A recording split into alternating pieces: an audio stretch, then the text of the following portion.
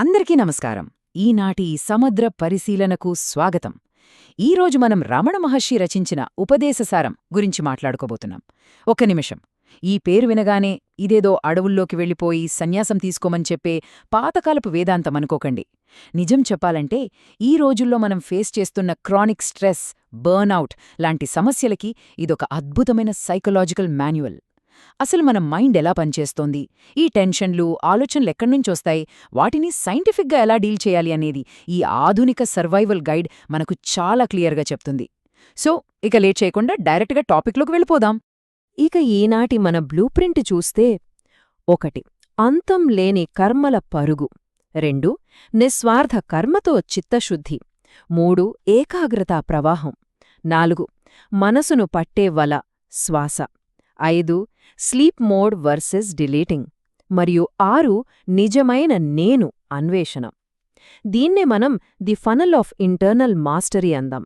అంటే ముందుగా గందరగోళంగా ఉండే మన బాహ్య ప్రపంచపు పనుల దగ్గర స్టార్ట్ చేసి నెమ్మదిగా ఫనల్లోపలికి వెళ్తూ మానవ చైతన్యపు అత్యంత ప్రశాంతమైన కేంద్రాన్ని ఎలా చేరుకోవాలో మనం స్టెప్ బై స్టెప్ చూడబోతున్నాం. ముందుగా మొదటి భాగం, అంతంలేని కర్మల పొరుగు. పొద్దున్ లేచినప్పటినుండి రాత్రి పడుకునే వరకు మనం ఏదో ఒక పని చేస్తూనే ఉంటాం కదా. అసలు పనుల పట్ల మన ఆధునిక దృక్పథం ఎలా ఉంది, దానివల్ల వచ్చే మానసిక అలసట ఎలాంటిదో ఇప్పుడు విశ్లేషిద్దాం.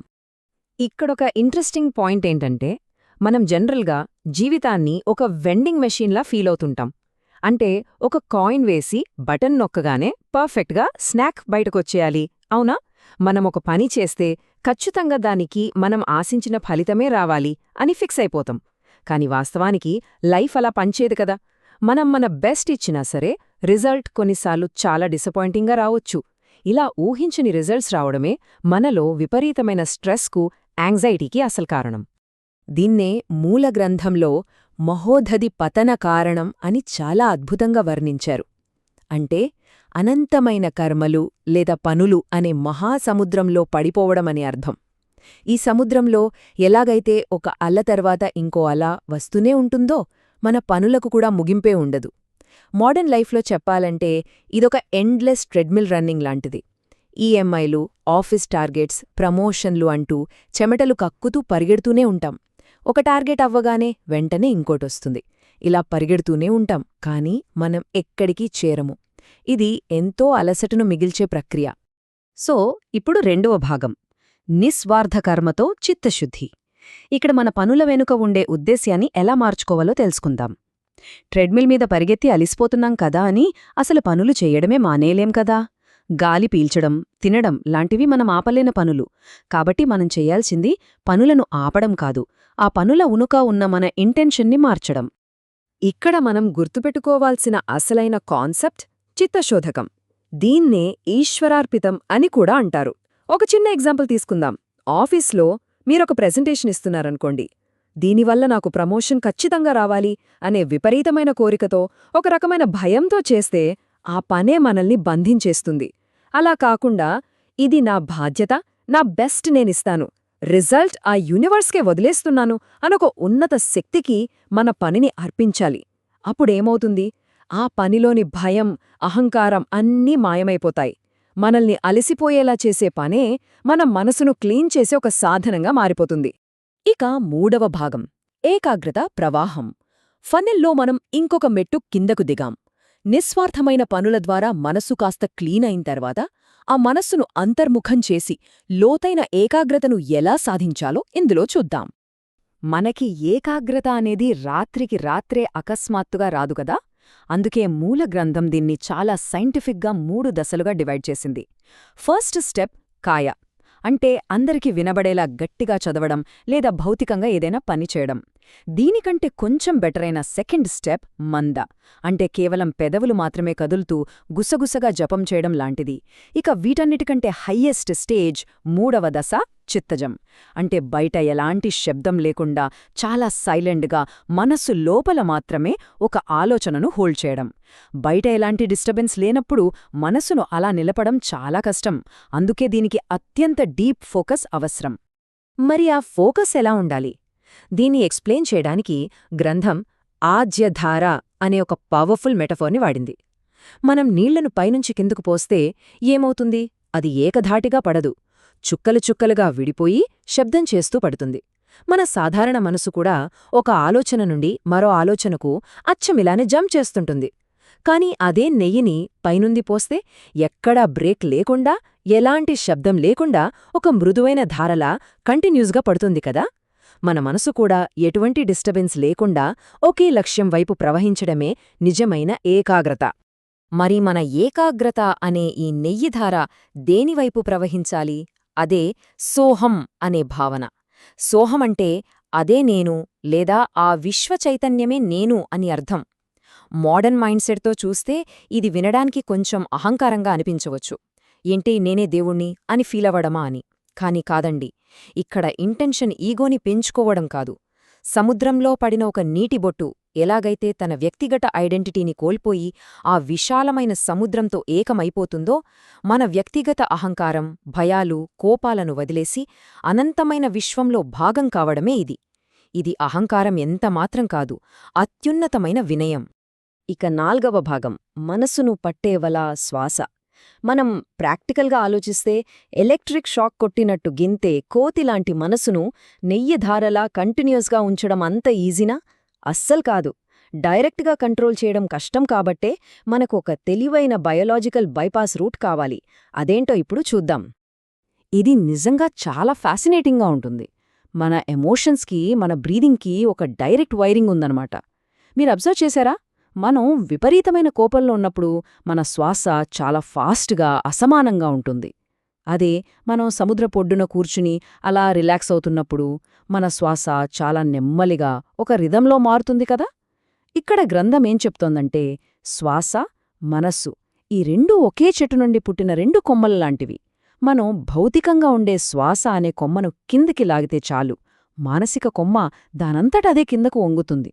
దీనికోసం వాడిన అద్భుతమైన పదమే జాలపక్షివత్ మరియు వాయురోధనాత్. అంటే ఏంటంటే, కంటికి కనిపించని మనసు అనే పక్షి చాలా ఫాస్ట్గా ఎగిరిపోతూ ఉంటుంది. దాన్ని డైరెక్ట్గా పట్టుకోవడం మన వల్ల కాదు. అందుకే శ్వాస అనే ఫిజికల్, కంటికి కనిపించే వలను విసిలి ఆ పక్షిని చాలా సేఫ్గా అదుపులోకి తీసుకురావాలి. సింపుల్గా చెప్పాలంటే, బ్రీదింగ్ కంట్రోల్ ద్వారా మనసును బంధించడం అన్నమాట. ఇదొక ఎక్సలెంట్ ప్రాక్టికల్ టెక్నిక్. 5వ భాగం, స్లీప్ మోడ్ వర్సెస్ డిలీటింగ్. ఈ ఎంటైర్ జర్నీలో ఇదొక పెద్ద సైకలాజికల్ ట్రాప్ అని చెప్పొచ్చు. దీన్ని కనుక మనం దాటకపోతే చేసిన సాధన అంతా వృధా అయిపోతుంది. అదేంటంటే, కేవలం టెంపరరీగా వచ్చే రిలాక్సేషన్ని చూసి అమ్మయ్య నాకు పర్మనెంట్ పీస్ దొరికేసింది అని పొరపడటం. ఈ మూలగ్రంథం 2 స్థితుల మధ్య ఉన్న డిఫరెన్స్ని చాలా స్పష్టంగా వివరిస్తోంది. ఒకటి లయం, రెండోది వినాశం. ఆఫీస్ స్ట్రెస్ తట్టుకోలేక వీకెండ్ రాగానే వెబ్ సిరీస్ బింజ్ వాచ్ చేసి మనసును కాసేపు ఆపేయడం లయం. అంటే మన స్మార్ట్ఫోన్ స్క్రీన్ని స్లీప్ మోడ్లో పెట్టడం లాంటిది. స్క్రీన్ చూస్తే బ్లాక్గా ఉంటుంది, కానీ లోపల యాప్స్ అన్నీ రన్ అవుతూనే ఉంటాయి. మండే రాగానే మళ్ళీ అదే స్ట్రెస్ మొదలవుతుంది.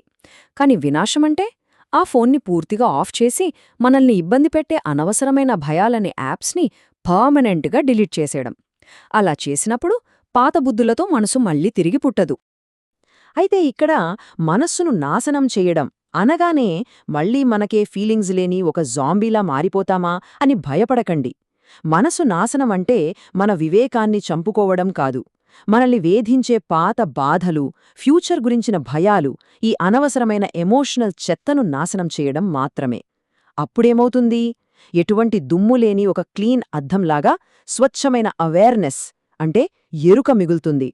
అప్పుడు మనం మన రోజువారీ పనులను, ఏ పనైనా సరే ఎలాంటి ఒత్తిడి లేకుండా యాబ్సల్యూట్ క్లారిటీతో చేయగలుగుతాము. ఇక చివరిదైన 6వ భాగం, నిజమైన నేను అన్వేషణ. అసలైన ఉనికి ఏమిటి? మనం ఫనెల్ లోకల ఆఖరి అత్యంత లోతైన స్టేజ్కి చేరుకున్నాం. అసలీ మనసు అంటే ఏమిటి? ఈ ఆలోచనలన్నీ ఎక్కడ్నుండి పుడుతున్నాయి? మన అసలైన ఐడెంటిటీ ఏమిటి?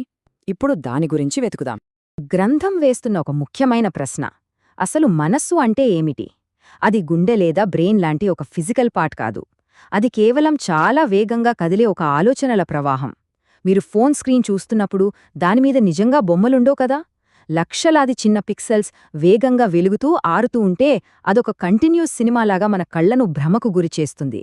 అచ్చమలాగే మన బ్రెయిన్లో వేగంగా మెరిసే ఆలోచనలన్నీ కలిసి ఇదే మనస్సు, ఇదే నేను అనే ఒక గొప్ప ఇల్యూజన్ని క్రియేట్ చేస్తాయి. వాటన్నిటికీ రూట్ కాజ్ నేను అనే ఒకే ఒక అహంకారం. మరి ఆ అసలైన నేనును పట్టుకోవడానికి రమణ మహర్షి చెప్పిన అద్భుతమైన ప్రాసెస్ నిజ విచారణ. ఇదొక రివర్స్ ఇంజనీరింగ్ లాంటిది. చెప్పాలంటే ఉల్లిపాయ పొరలు వలవడం లాంటిది. ఫస్ట్ స్టెప్గా ఈ భౌతిక శరీరం నేను కాదు అనే పొరను పక్కన పెట్టేస్తాం.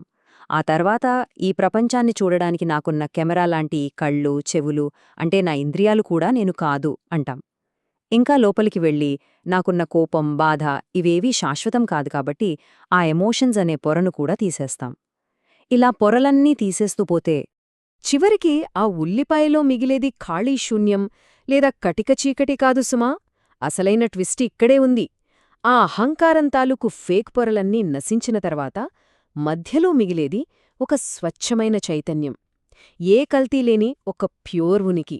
దాన్నే గ్రంథం సత్ అని వర్ణించింది. అంటే ఎప్పటికీ నాశనం కాని సత్యమని. అదే మన నిజమైన స్వభావం. ఆ స్టేజ్కి చేరుకున్నప్పుడు అంతులేని ప్రశాంతత, ఆనందం వాటంతటి అవే మన అనుభవంలోకి వస్తాయి. ఒక్కసారి ఆలోచించండి, మనం ఎక్కడ్నుండి మొదలుపెట్టాం? ట్రెడ్మిల్ మీద ఆలసిపోయే పనుల దగ్గర స్టార్ట్ చేసి నిస్వార్థ కర్మతో మైండ్ని ప్యూరిఫై చేసుకుని, ఏకాగ్రతను పెంచుకుని, శ్వాసతో మనసును కంట్రోల్ చేసి, మనలోని ఎమోషనల్ చెత్తనంతా డిలీట్ చేసి, ఫైనల్గా మన అసలైన ఆ సత్ను చేరుకున్నాం. అందుకే మహర్షి ఎండింగ్లో మహదియదం తపోరమణ వాగీయం అని చెప్పారు. అంటే ఇవి కేవలం చదివి వదిలేయాల్సిన మాటలు కాదు. ఈ నాలెడ్జ్ని ప్రతిక్షణం అప్లై చేస్తూ బ్రతకడమే ఈ మోడర్న్ డేస్లో మనం చేయగలిగిన అతిపెద్ద తపస్సు. నిజమైన ఆనందం కోసం మనం ఎక్కడికో వెళ్ళక్కర్లేదు. అది ఇక్కడే, మనలోనే, ఇప్పుడే దొరుకుతుంది. ఇక ఈ సమగ్ర పరిశీలనను ముగించే ముందు ఒక లోతైన ప్రశ్నను మీ ముందుకు తీసుకువస్తున్నాను. మన మోడర్న్ సొసైటీలో ఎప్పుడూ కొత్తవి నేర్చుకుంటూ, కొత్త వస్తువులు కొంటూ, బయట ఎక్కడో ఉన్న ఆనందాన్ని పట్టుకోవాలని పరిగెడుతున్నాం కదా.